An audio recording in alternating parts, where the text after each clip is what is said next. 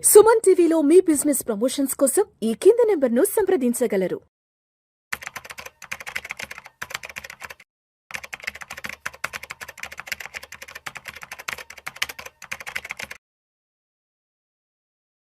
నమస్తే, welcome to Suman TV. నేను విష్ణు. ప్రస్తుతం నాతో పాటు ఇన్వెస్ట్మెంట్ బ్యాంకర్ గణేష్ అట్లూరి గారు ఉన్నారు. సార్తో మాట్లాడదాం. గణేష్ గారు నమస్తే సార్. నమస్తే అండి. Welcome to Suman TV and welcome to Vishnu talks. Thank you అండి. సో గణేష్ గారు, మొత్తానికి ఇండియన్ స్టాక్ మార్కెట్స్లో కొద్దిగా ఒక బుల్లిష్ ర్యాలీ అయితే స్టార్ట్ అయిందేమో అన్న సంకేతాలు కొంత స్పష్టంగా తెలుస్తోంది. ఎందుకంటే ఎఫ్ఐలు మన ఇండియన్ మార్కెట్స్కి మళ్ళా కంబ్యాక్ అవుతున్నారు. వై? బికాస్ సౌత్ కొరియన్ మార్కెట్స్లో క్రాష్ రావడం వల్ల మన ఇండియన్ మార్కెట్స్లోకి పెద్ద ఎత్తున ఇన్వెస్ట్మెంట్స్ ప్రవాహం నడుస్తోందంటూ కూడా మనకి వార్తలు వస్తున్నాయి. దానికి తగ్గట్టుగానే మన మార్కెట్లు కూడా ప్రతిరోజు ఒక 500 పాయింట్లు, ఒక 400 పాయింట్లు పాజిటివ్గానే క్లోజ్ అవుతున్నాయి. ఎస్, అంటే మొత్తానికి ఇండియన్ మార్కెట్స్కి మంచి రోజులు రాబోతున్నాయి అంటారా? గత 2 సంవత్సరాల నుంచి మార్కెట్లను పట్టి పీడిస్తున్న ఒక నెగటివ్ ఏదైతే ఉందో ఇదంతా వదిలిపోయి మార్కెట్లు మళ్ళీ అప్రతిహాతంగా ముందుకు వెళ్ళడానికి ఎఫ్ఐలు మన మార్కెట్లోకి రాబోతున్నారంటారా? ఇక్కడ ఒక 3-4 విషయాలు ఉన్నాయి విష్ణు గారు మనం మాట్లాడితే. ఒకటి, ఎఫ్ఐఎల్ వచ్చే ముందు అంటే ఒకప్పుడు వెళ్ళిపోయారనే కదా. ఎఫ్ఐఎల్ మనకి లాస్ట్ 1.5 ఇయర్ కంటిన్యూస్గా అమ్ముతూనే ఉన్నారు. ఎఫ్ఐఎస్ యొక్క అవుట్ఫ్లోని మన మార్కెట్లో అబ్జర్వ్ చేసుకున్నాయిగా, తట్టుకున్నాయిగా. ఇదే మీకు ఒక 5 ఏళ్ల క్రితం, ఒక 10 ఏళ్ల క్రితం ఎఫ్ఐఎల్ అమ్మితే మార్కెట్ లోయర్ సర్క్యూట్లు పడేంత డీప్ కరెక్షన్ వచ్చేది. కానీ ఎఫ్ఐఎస్ కంటిన్యూస్గా ఎవ్రీ మంత్ మనకు అమ్ముతూనే వచ్చారు. ఎంత అమ్మినా కూడా మన మార్కెట్లో అబ్జర్వ్ చేసుకున్నాయి. బట్ ఇక్కడ డిఏఎల్ సపోర్ట్ చేస్తున్నారు. అదే మార్కెట్లో మనకి మ్యూచువల్ ఫండ్ రూపంలో కంటిన్యూస్గా మనం లాస్ట్ 6 years నుంచి చూసుకుంటే ఎవ్రీ ఇయర్ మనకి బుక్ పెరుగుతూనే వచ్చింది. రైట్. సో వాళ్ళు ఎంతైనా అమ్మనండి, మన వాళ్ళు అబ్జర్వ్ చేసుకుంటున్నారు. రైట్, ఇది ఒకటి. 2, ఎఫ్ఐఎల్ అమ్ముతున్న కారణం ఏంటి? రూపీ స్టేబుల్గా లేదు. ఆ టైంలో కంటిన్యూస్గా రూపీ పెరుగుతుంది. అవుట్ఫ్లో వెళ్ళినప్పుడు వాళ్ళకి తక్కువ వస్తుంది కదండి మనీ. వాళ్ళు కన్వర్ట్ చేసుకుని డాలర్స్లోకి తక్కువ వస్తుంది కాబట్టి కొంత వాళ్ళు అమ్మారు. ఇప్పుడు రూపీ కొంత స్టేబుల్ అయింది. ఎక్కడో చోట రూపీ స్టేబుల్ అవుద్ది కదండి. రూపీ కరెక్షన్ కూడా వాళ్ళు కొత్త కాదు మనకి. ఎస్టీలో చూసుకుంటే రూపీ కరెక్షన్స్ కూడా వస్తూనే ఉంటాయి. గవర్నమెంట్ ఇన్వాల్వ్ అవుతుంది, ఆర్బీఐ ఏదో స్టెప్ తీసుకుంటుంది, మళ్ళీ రూపీ స్టేబుల్ అవుద్ది. రూపీ ఎప్పుడైతే స్టేబుల్ అయిందో అక్కడ నుండి మార్కెట్లు ర్యాలీ వస్తాయండి. మీరు గమనించండి, హిస్టారికల్ డేటా తీయండి. ఎప్పుడైతే రూపీ మీకు ఫాలో అవుతుంటుందో మార్కెట్ కరెక్షన్ వస్తుంది. రూపీ స్టేబుల్ అయినప్పుడు మళ్ళీ మీకు మీరు అన్నట్టు ఎఫ్ఐఎస్ ఇన్ఫ్లో మళ్ళీ స్టార్ట్ అయిపోద్ది. అయితే ఇక్కడ మనకి మన మార్కెట్లు సినారియో చూసుకుంటే లాస్ట్ 1.5 year నుండి ఒకటి వార్లను తట్టుకున్నాయి, అతిపెద్ద ట్రంప్ని తట్టుకున్నాయి, టారిఫ్లను తట్టుకున్నాయి.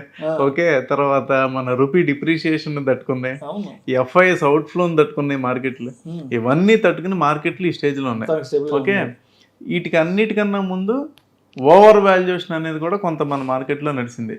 ఇప్పుడు లార్జ్ క్యాప్స్ ఏవైతే లార్జ్ క్యాప్స్ ఉన్నాయో అవి రీజనబుల్ వాల్యుయేషన్కి వచ్చినాయి అనేది ఇప్పుడు ఇండస్ట్రీలో ఉన్నటువంటి ఒక గుడ్ పాయింట్. ఎందుకు? ఎఫ్ఐఎస్ ఎక్కువ హోల్డింగ్ అంతా కూడా లార్జ్ క్యాప్స్లోనే ఉంటుంది. సో లార్జ్ క్యాప్స్ అమ్ముతున్న కొద్దీ మన వాళ్ళు దాన్ని పట్టుకున్నారు. లార్జ్ క్యాప్స్లో కొంత కరెక్షన్ కూడా వచ్చింది. సో అలా చూసుకుంటే స్టాక్ పరంగా వాల్యుయేషన్ బాగుంది. ఇన్ని జర్కులన్నింటినీ తట్టుకుని మార్కెట్లు ఈ స్టేజ్లో నిలబడ్డాయి. ఓకే, ఇప్పుడు ఎఫ్ఐఎస్ ఇన్ఫ్లో కనుక మొదలైంది అనుకోండి, మార్కెట్స్లో డెఫినెట్గా ర్యాలీ అనేది మనం చూస్తాం. అది అంటే ఆల్మోస్ట్ ఒక జూలై నెలలోనే 20,200 కోట్ల క్యాష్ ఇన్ఫ్లో ఇండియన్ స్టాక్ మార్కెట్స్కి ఇచ్చారు కదా.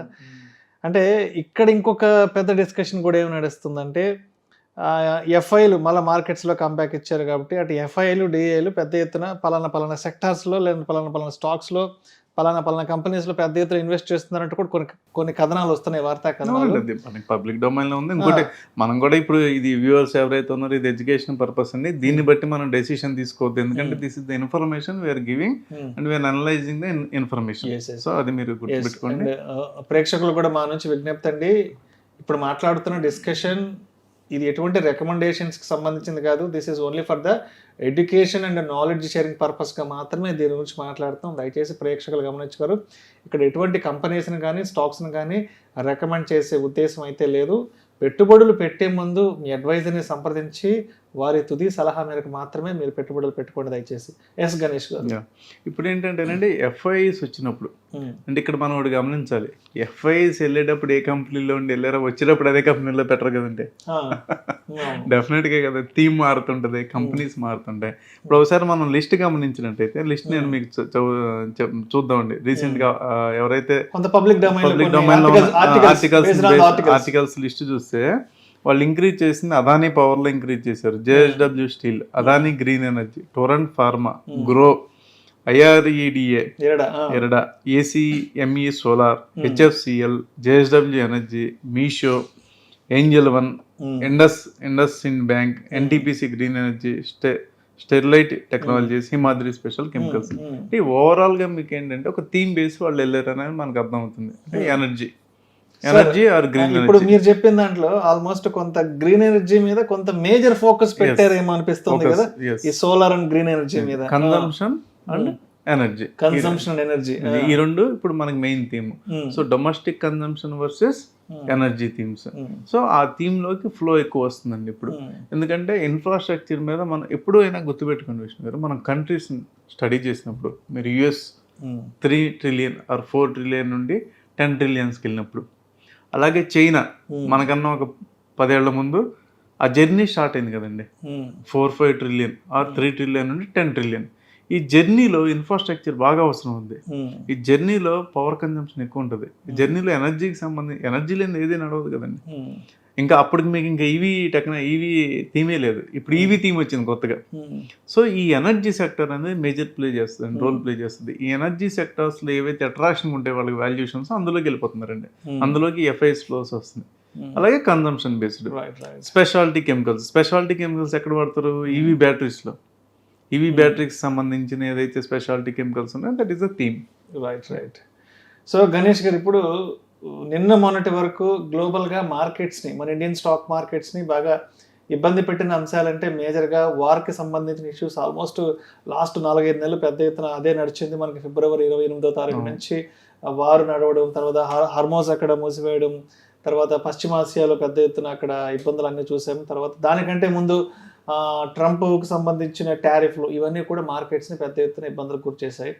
సరే, ఇవంతా కొంత సార్ట్ అవుతున్న సమయంలో లోకల్గా మనకి మార్కెట్కి ఎటువంటి ఇబ్బందులు రాబోతున్నాయి అన్న దాని గురించి మాట్లాడుకున్నప్పుడు లాస్ట్ ఒక 3-4 months బ్యాక్ నుంచి ఎల్ నీనో ప్రభావం వల్ల ఇక్కడ ఇండియన్ అగ్రికల్చర్ మీద ఇంపాక్ట్ చూపే అవకాశం ఉంది. దానివల్ల కొంత వర్షపాతం కూడా తగ్గే అవకాశం ఉంది. సో రూరల్ ప్రొడక్టివిటీ తగ్గే అవకాశం ఉందంటూ కూడా కొంత భయపడ్డారు. అదేవిధంగా కూడా అంటే కొంత మార్కెట్లో ఒక స్పెక్యులేషన్ నడిచింది.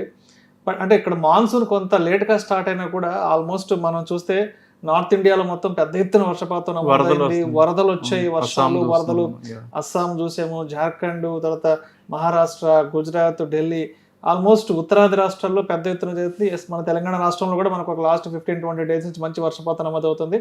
సౌత్లో 1-2 states కొంత వర్షపాతం ఇబ్బందిగా ఉంది. సో అంటే మనం అనుకున్నట్టుగా ఎల్ నీనో ప్రభావం అనేది మార్కెట్లను టచ్ చేసింది అనుకోవచ్చా, లేదంటే అదే ఇలా స్కిప్ అయి సైడ్ అయిపోయి వెళ్ళిపోయింది అంటారా? ప్రస్తుతానికి దాని మీద ఏమి ఇంపాక్ట్ అయితే కనపడలేదు లేదనేది ఇప్పుడు మనకు అర్థం అవుతుందండి. సో ఇంపాక్ట్ అంటే ఒకటండి, అగ్రికల్చర్ రిలేటెడ్ సెక్టర్ అంటే మీకు ఎరువులు, విత్తనాల కంపెనీ, సీడ్ కంపెనీస్, ఇది మేజర్. ఈ స్టాక్ ఇది ఒక టైప్ ఆఫ్ ఇది. ఇప్పటి వరకు దీని మీద అయితే మన డేటా ప్రకారం చూస్తే ఎక్కడ కూడా డిక్లైన్ అయితే కనపడలా. నెక్స్ట్ ఒకవేళ దీని ఇంపాక్ట్ వచ్చింది అనుకోండి, అది మళ్ళీ మనకు 2 quarters తర్వాత కనపడుతుంది. ఇప్పుడు కనపడదు కదా, ఎందుకంటే పంట చేతికి వచ్చేది 6 నెలలు పడుతుంది. ఏ పంట వేసినా మీకు 6 నెలలు పడుతుంది, రైట్? ఇప్పుడు ఇంకో రకంగా ఏమైంది, E20 వల్ల షుగర్కి డిమాండ్ వచ్చింది, షుగర్ కేన్కి డిమాండ్ వచ్చింది, రైట్? అలాగే మొలాస్ బియ్యం కూడా డిమాండ్ వచ్చింది. సో ఇంటర్నల్ కన్జంప్షన్ కూడా పెరిగింది. ఒక పక్క ముందు ఇదివరకు ఏంటి గోడౌన్లో ఉండిపోయాయి, ఇప్పుడు గోడౌన్లు ఎక్కడ ఉంటున్నాయి? E20కి ఇథనాల్ కింద కన్జంప్షన్ అయిపోతుంది కదండి. సో ఇవన్నీ మనకి 6 months అయితే కానీ దీని ఇంపాక్ట్ ఏంటి? ఒకవేళ దీని ఇంపాక్ట్ ఎలా పడుతుంది? కన్జంప్షన్ మీద పడుతుంది. రూరల్లో ఏంటంటే మనకి పంట చేతికి రాకపోతే కన్జంప్షన్ అనేది తక్కువ పడుతుంది. సో కన్జంప్షన్ ఇంపాక్ట్ 6 months తర్వాత ఉంటుంది. కంపెనీస్, దాని రిలేటెడ్ కంపెనీస్ ఏవైతే ఉన్నాయో అవి మనకి ఇప్పుడు ఈ క్వార్టర్ చూడాలండి. ఇప్పుడు వరకు అయితే మనం ఎక్కడ డేటా ప్రకారం అయితే ఎక్కడ మనకి డిక్లైన్. అంటే మొత్తానికి ఎల్ నీనో ఇంపాక్ట్ అనేది మార్కెట్లను టచ్ చేసిందా లేదా అనేది అట్లీస్ట్ ఒక 6 months తర్వాత, ఎందుకంటే ఇప్పుడు నాటిన పంట అంతా కూడా మనకు ఒక 6 నెలలకు 8 నెలలకు మొత్తానికి మార్కెట్లో గిడ్డంగంలోకి వస్తుంది కాబట్టి సో పంట దిగుబడి తగ్గిందా లేదంటే అట్లే సస్టైన్ అవుతుందా ఏంటంటే మనకు ఒక 6 to 8 months తర్వాత కొంత గ్రాఫ్ అయితే కనిపించే అవకాశం తెలుస్తుంది, కన్జంప్షన్ వేలో తెలుస్తుంది మనకి 2 quarters అనుకోండి, 2 quarters తర్వాత. రైట్. అండ్ అదేవిధంగా ఏంటి అసలు గోల్డ్ అండ్ సిల్వర్ పరిస్థితి ఏంటి? ఎందుకంటే last 1.5 year gold silver prices create చేసిన బజ్ అంతా ఇంత కాదు. నిద్ర లేచిన దగ్గర నుంచి ఏ ఇద్దరు కూర్చున్నా కూడా బంగారం వెండి ధరలు అలా అయిపోతున్నాయి, ఇలా అయిపోతున్నాయి. అంటే కొంటే ఏమవుతుంది, కొనకపోతే ఏమవుతుంది అంటే కొనకపోతే మనం ఏదైనా ఆ ఫియర్ ఆఫ్ మిస్సింగ్ అటువంటి ఫోమో జనాల్లో క్రియేట్ అయిపోయింది. మనం ఏదైనా కోల్పోతున్నామా ఏంటంటూ కూడా ఎప్పుడు కొనాలి ఎప్పుడు కొనకూడదు ఏంటి ప్రస్తుతానికి అసలు ఏంటి వాటి ఇన్ఫర్మేషన్ ఎంతవరకు ఉంది గోల్డ్ అండ్ సిల్వర్కి సంబంధించి? అంటే కొంత మనకి కన్సాలిడేటెడ్ ఫేజ్ అయితే నడుస్తుందండి గోల్డ్. అయితే మనం దీన్ని 2 విధాలుగా చూడాలండి. ఒకటి, గోల్డ్ ఇన్వెస్ట్మెంట్ మోడ్ నుండి స్పెక్యులేటివ్ మోడ్కి వచ్చేసారు పబ్లిక్. 22% పీపుల్ స్పెక్యులేటివ్ మోడ్లోకి వచ్చారంట డేటా ప్రకారం. అంటే ఎంటీఎఫ్లు సారీ ఈటీఎఫ్లు ఈటీఎఫ్ రూపంలో కొనడం అమ్మటం. గోల్డ్ ఈటీఎఫ్లోకి విపరీతమైన రష్ ఫ్లో అయింది మనీ. మనం కొరియన్ మార్కెట్లు మాట్లాడుకున్నట్టు ఇందులో కూడా ఫ్లో అయింది. సో అది పక్కన పెడితే యుఎస్లో still China is buying gold, physical gold.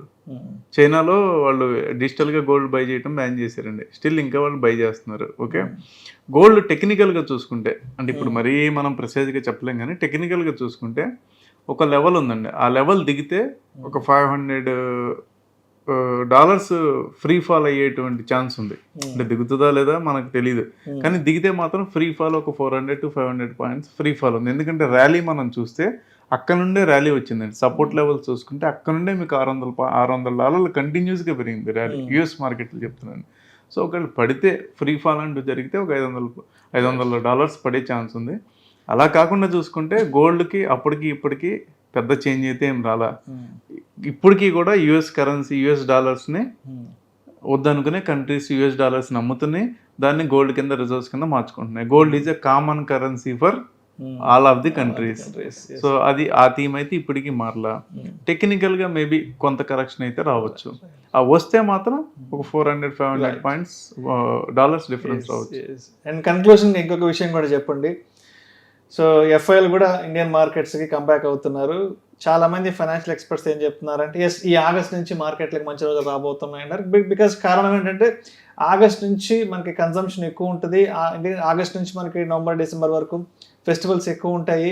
Festival season కారణంగా మార్కెట్లోకి కొంత మనీ రొటేషన్ మనీ ఫ్లో అనేది మార్కెట్లోకి స్టార్ట్ అవుతుంది. కాబట్టి ఎస్ ఈ ఆగస్ట్ నుంచి మార్కెట్స్లో మంచి ఒక బుల్ ర్యాలీ వచ్చే అవకాశం ఉందని చాలామంది ఫైనాన్షియల్ ఎక్స్పర్ట్స్ కూడా చెప్తున్నారు. ఎస్ అంటే మీ వ్యూ ప్రకారం అటు ఎఫ్ఐఎల్ కూడా చిన్నగా బయట దేశాలు సర్దుకొని ఇండియన్ మార్కెట్స్లో అడుగుపెట్టేస్తున్నారు. అండ్ తర్వాత మన ఇండియన్ ఎకానమీలో కూడా ఆగస్ట్ నుంచి చాలా కీలకమైన సీజన్ కాబట్టి ఓవరాల్గా ఎలా అనుకోవచ్చు ఇన్వెస్ట్మెంట్ ఎస్ ఇక్కడి నుంచి ఆగస్టు సెప్టెంబర్ నుంచి స్టార్ట్ కాబోతున్న ర్యాలీలో మేము కూడా పార్టిసిపేట్ చేయాలి అనుకున్న వాళ్ళకి మీరు ఏం చెప్తారు? ఇక్కడ ఒకటండి, అదే మనం ఇందాక అనుకున్నట్టు అన్ని టర్బులెన్స్ మనం చూసాము. ఒక ఇన్వెస్ట్మెంట్ బ్యాంకర్గా నేను చూసేదంటే ఎర్నింగ్స్ మనం చూసుకుంటే రీసెంట్గా వచ్చిన రిజల్ట్స్ చూస్తుంటే ఎర్నింగ్స్ బాగానే ఉన్నాయి. ఒక 300 పాయింట్స్ కూడా ఎర్నింగ్స్లో గ్రోత్ కనపడిందండి. కంపెనీస్ ఎర్నింగ్స్ గురించి మాట్లాడుతున్నా. సో కంపెనీస్ ఎర్నింగ్స్ స్టేబుల్గా ఉన్నాయి అండ్ గ్రోత్ కనపడుతుంది. ఎఫ్ఐఎస్ కూడా ఇది అట్రాక్షన్గా ఉంది. వాళ్ళ పోర్ట్ఫోలియోలో దీన్ని యాడ్ చేద్దాం అనుకుంటున్నారు. కాబట్టి సెలెక్టివ్ సెక్టార్స్ అనేది అవుట్ పెర్ఫార్మ్ చేసేటువంటి ఛాన్స్ అయితే ఉందండి. ఆ సెలెక్టివ్ సెక్టర్స్ ఏంటనేది కొంత రీసెర్చ్ చేసుకుని ఎవరికాళ్ళు లేదా వాళ్ళ అడ్వైజర్లను అడిగి తెలుసుకోవటం మంచిది. ఆ సెలెక్టివ్ సెక్టర్స్లో బాగుంటుంది అనేది నా ఒపీనియన్ అండి. Right sir, right sir. Thank you sir, thank you so much Ganesh Atluri garu. As present Indian market scenario ఎలా ఉండబోతుంది, అదేవిధంగా ఎఫ్ఐఎస్ కంబ్యాక్తో రానున్న రోజుల్లో ఇండియన్ మార్కెట్స్ ఎటువంటి పెర్ఫార్మెన్స్ ఇచ్చే అవకాశం ఉంది అండ్ పెట్టుబడులు పెట్టడానికి మార్కెట్లోకి ఎంట్రీ తీసుకోవడానికి ఇది సరైన సమయమా కాదా అన్న దాని గురించి చాలా చక్కగా మన ఆడియన్స్తో షేర్ చేసుకున్నాం. Thank you so much sir. Thank you అండి.